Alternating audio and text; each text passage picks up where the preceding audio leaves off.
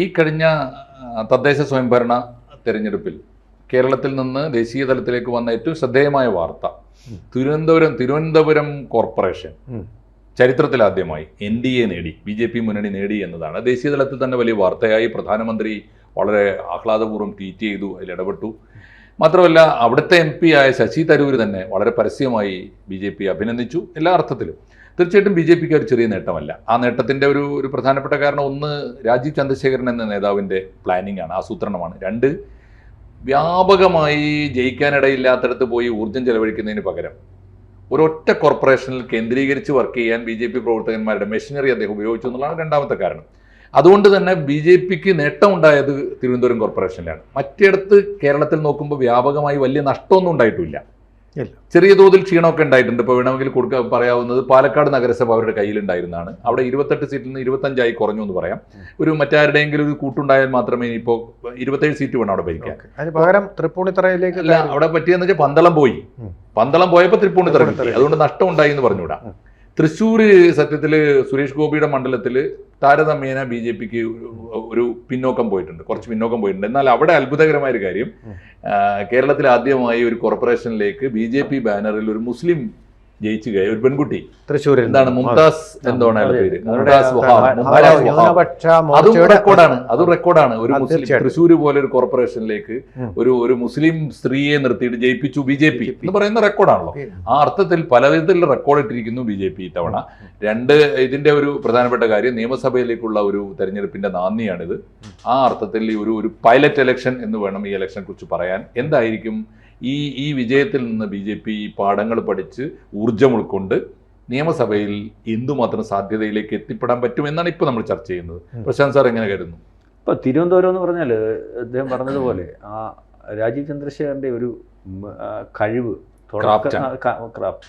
എങ്ങനെയാവണം social engineering, എങ്ങനെയാവണം ഈ തെരഞ്ഞെടുപ്പിനെ നേരിടേണ്ടത്, പുതിയ സംവിധാനങ്ങൾ എങ്ങനെ ഉപയോഗിക്കണം. നേരത്തെ എനിക്ക് തോന്നുന്നു അഹമ്മദ് മാഷ് പറഞ്ഞതാണ്, നമ്മളതിനെപ്പറ്റി ചർച്ച ചെയ്തത്. പുതിയ സംവിധാനങ്ങൾ എങ്ങനെ ഉപയോഗിക്കണം. അതുപോലെ സ്ഥാനാർത്ഥികളെ തീരുമാനിക്കുമ്പോൾ നമ്മളെപ്പോഴും പറയാറുണ്ടല്ലോ, പാർട്ടികളും എല്ലാ പാർട്ടികളും ജനങ്ങൾക്ക് സമ്മതരായവരെ തീരുമാനിക്കണം. അതിനകത്ത് BJP തീരുമാനിച്ചത് കേരളത്തിൽ, ഈ തിരുവനന്തപുരം കോർപ്പറേഷൻ തീരുമാനിച്ചത് കേരളത്തിലുടനീളം പല പാർട്ടിക്കും അതൊരു റിസ്ക്കായി. കാരണം സ്ഥാനാർത്ഥി തീരുമാനിക്കുമ്പോൾ സ്ഥാനാർത്ഥിയുടെ മെറിറ്റ്, BJP തീരുമാനിച്ച സ്ഥാനാർത്ഥികളുടെ മെറിറ്റ് വെച്ചിട്ട് ബാക്കിയുള്ളവർക്കും തീരുമാനിക്കേണ്ടി വന്നു. തിരുവനന്തപുരമല്ല, അത് മാതൃകയാക്കേണ്ട കേരളം മൊത്തം വന്നു. അപ്പോൾ സ്ഥാനാർത്ഥി ഇന്നേപോലെ കൊള്ളാവുന്നവരാവണം.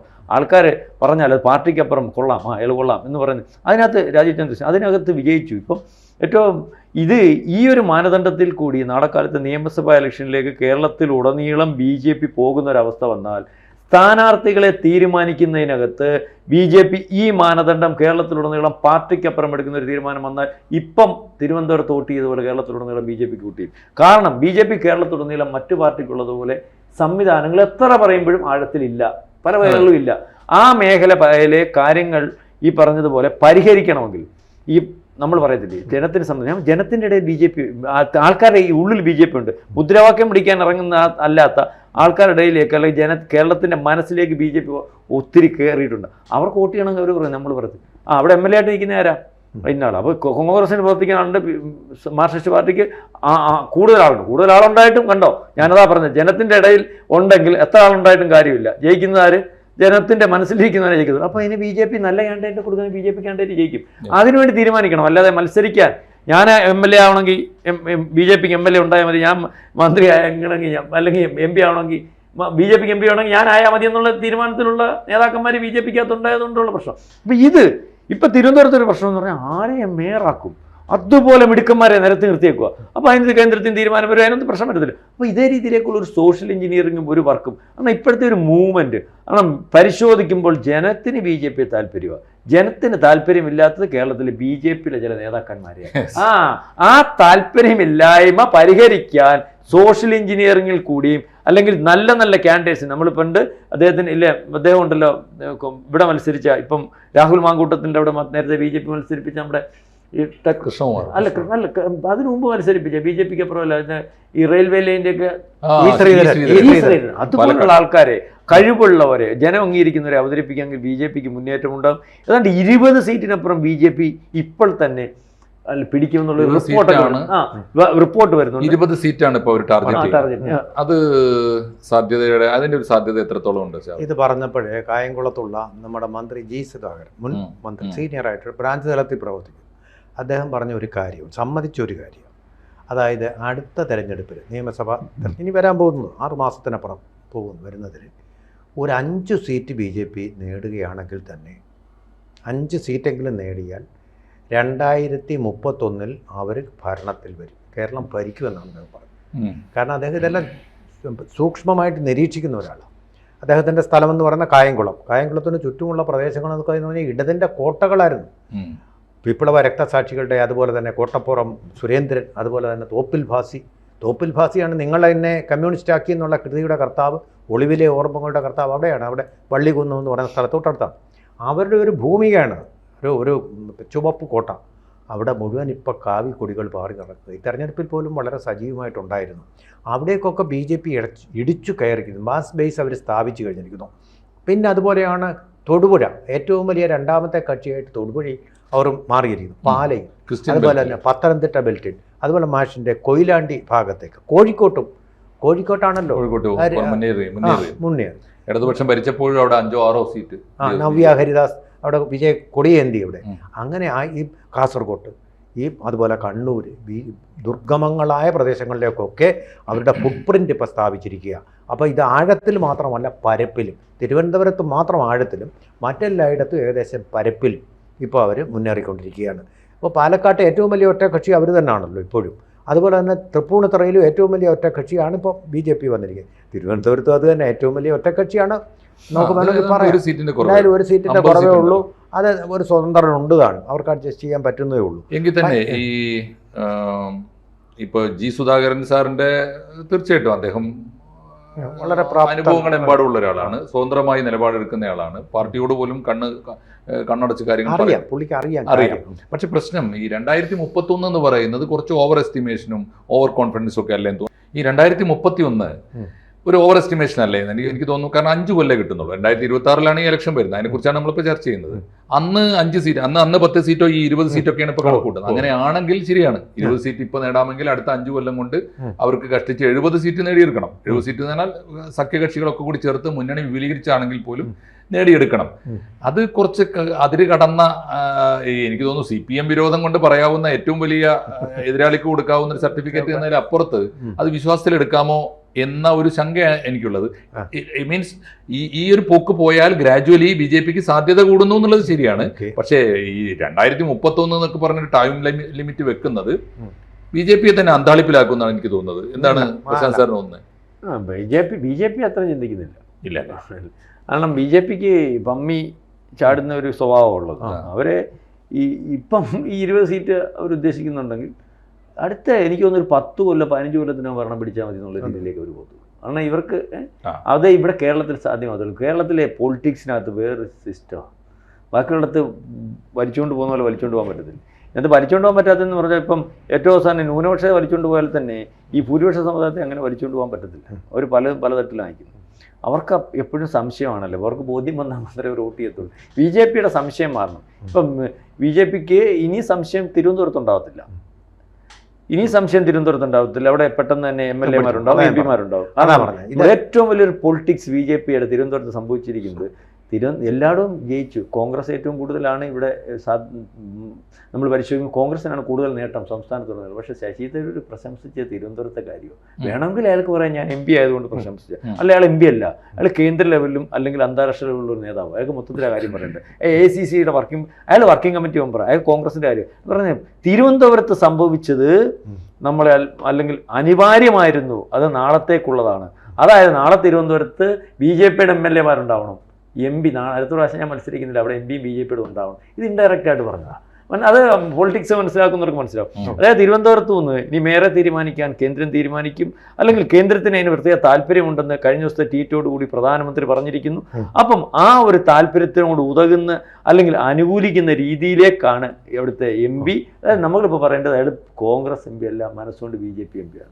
നാളെ കാലത്തെ ഈ പറയുന്ന തിരുവനന്തപുരത്ത് നിന്ന് ഇപ്പം തുടങ്ങിയതുപോലെ ഈ നിയമസഭാ മണ്ഡലങ്ങൾ പണ്ട് ഞാൻ പറഞ്ഞു നിർത്താം. ഇപ്പം സാർ പറഞ്ഞത് 31 അത് അവിടെ നിൽക്കട്ടെ. പക്ഷെ തിരുവനന്തപുരത്ത് ഇപ്പം അമിത്ഷാ ഒരു 10 കൊല്ലത്തിന് മുമ്പ് അവിടെ വന്ന് പറഞ്ഞ കാര്യം സംഭവിച്ചിരിക്കുന്നു. അന്ന് 10 കൊല്ലത്തിന് മുമ്പ് അദ്ദേഹം ഇവരുടെ ഒരു ഇതുണ്ടല്ലോ, കേന്ദ്ര മീറ്റിംഗ്, നമ്മുടെ ഈ പോളിറ്റ് ബ്യൂറോ എന്ന് പറഞ്ഞു, ഇവിടെ വന്ന് പറഞ്ഞത് നിങ്ങൾ ഇവിടെ കിടന്ന് പാർട്ടി ഉണ്ടെന്ന് പറഞ്ഞിട്ട് കാര്യമില്ല, നിങ്ങൾ താഴെത്തട്ടിൽ വരൂ, നിങ്ങൾ മേയറെ സൃഷ്ടിക്കൂ, മേയറെ കൊണ്ട് MLA-മാരെ MP-മാരെ ഉണ്ടാക്കും. ആ സാധനം ഇപ്പോൾ കൊണ്ടുവന്ന RC അവിടെ സാധിച്ചിരിക്കുന്നു.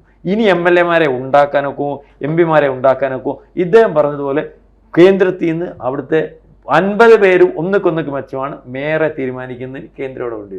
അപ്പോൾ ഏതായാലും BJP-യുടെ RC വന്നതിന് ശേഷമുള്ള അദ്ദേഹത്തിന്റെ ആദ്യത്തെ നീക്കം വിജയിച്ചിരിക്കുന്നു. അല്ല, ആദ്യത്തെ BJP കേരളം ഭരിക്കുമെന്ന് പ്രശാന്ത് സാർ ഉറപ്പിച്ച് പറയുന്നു.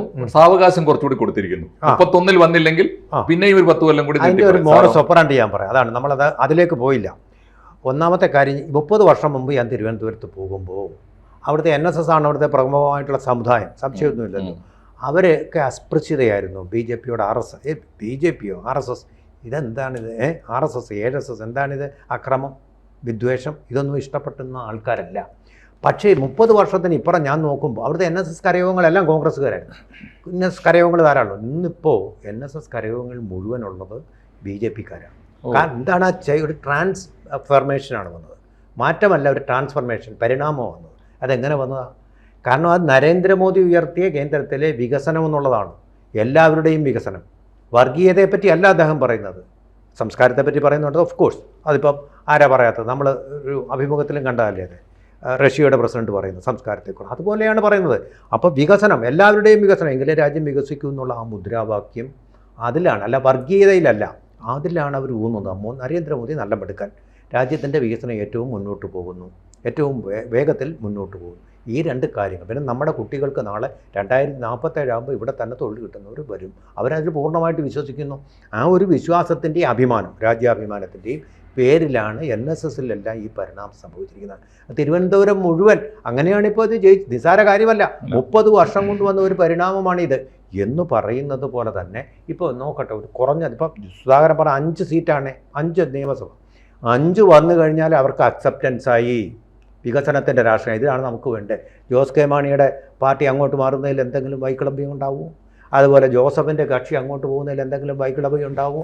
ഇനി ഞാനൊരു കാര്യം കൂടെ പറയാം, മുസ്ലിം ലീഗിന് പോകാൻ വൈക്ലഭ്യം ഉണ്ടാവും. കോൺഗ്രസിനത്തെ അടിപിടിയും സതീശനുമായിട്ടുള്ള കലഹങ്ങളുമാണെങ്കിൽ മുസ്ലിം ലീഗ് പറയുന്നത് ഞങ്ങൾക്കും വികസനമാണ് വേണ്ടത് എന്ന് പറഞ്ഞ് അങ്ങോട്ട് പോകും. കാരണം കേന്ദ്രത്തിലെ ഭരണവും വലിയൊരു വിഷയം തന്നെയാണ്. BJP-ക്ക് ഇതൊന്നും തൊട്ടുകൂടായ്മല്ല. BDP പിടിച്ച് കാശ്മീർ ഭരിച്ചവരാ. അപ്പോൾ പിന്നെ മന്ത്രിസഭ വന്നു. അതാണ്. അതെ, PDP കൂട്ടി കാശ്മീർ കഴിഞ്ഞ ഇലക്ഷനിലും BJP-യുടെ 5 സീറ്റിൽ ജമാഅത്തെ ഇസ്ലാമിയുടെ പിന്തുണ. അസ്പൃശ്യതൊന്നുമില്ല. OLB സഖ്യം ഉണ്ടാക്കിയത് KG മാരാരാ.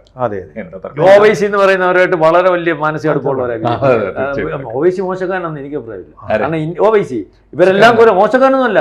ഇന്ത്യയുടെ വിഷയം വരുമ്പോൾ ഇന്ത്യയുടെ കൂടെ OWC കഴിഞ്ഞ ഞാൻ ചോദിച്ചില്ല, സൗദി അറേബ്യ പോയിട്ട് പറഞ്ഞല്ല ഇന്ത്യയുടെ മുസ്ലിങ്ങളുടെ കാര്യം ഞങ്ങൾ തീരുമാനിച്ചോളാം. അതിനു മുമ്പ് നേരത്തെ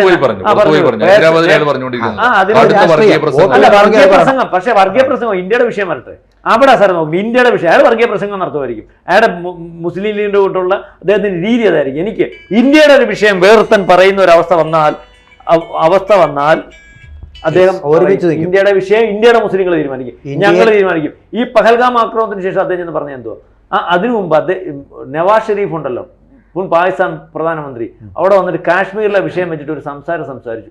ഇവിടുത്തെ മുസ്ലിങ്ങൾ നമ്മൾ നിർത്തിയാട്ട്, ഇവിടുത്തെ മുസ്ലിങ്ങളുടെ കാര്യം ഞങ്ങൾ തീരുമാനിക്കും, കാശ്മീരിലെ വിഷയം ഞങ്ങൾ തീരുമാനിക്കും, അവിടുത്തെ മുസ്ലിങ്ങളുടെ പാകിസ്ഥാന്റെ വിഷയം അത് പറയാൻ OWCക്ക് അന്നും കഴിയുന്നുണ്ട്, ഇന്നും കഴിയുന്നുണ്ട്. ഇനി അകത്തെ പ്രശ്നം ഉണ്ടെങ്കിൽ നമ്മൾ വേറെ ചർച്ച ചെയ്താൽ മതി. അപ്പോൾ അതാണ് നമുക്ക് വേണ്ടത്. ഇന്ത്യയുടെ ഒരു വിഷയം ഇന്ത്യക്കകത്ത് വന്ന് വേറെ തന്നെ ഇടപെടാൻ തുടങ്ങുമ്പോൾ ഇന്ത്യയുടെ ഭാഗമായിട്ടേക്കും. അല്ല, സാർ പറഞ്ഞു വരുന്ന ഒരു കാര്യത്രേ ഉള്ളൂ, ആരോടും അസ്പൃശ്യതയില്ലാതെ BJP അധികാരത്തിലെത്താനുള്ള ഏത് വഴിയും ആരെ കൂട്ടുപിടിച്ചും നേടും എന്നല്ലേ പറഞ്ഞതിന്റെ അർത്ഥം.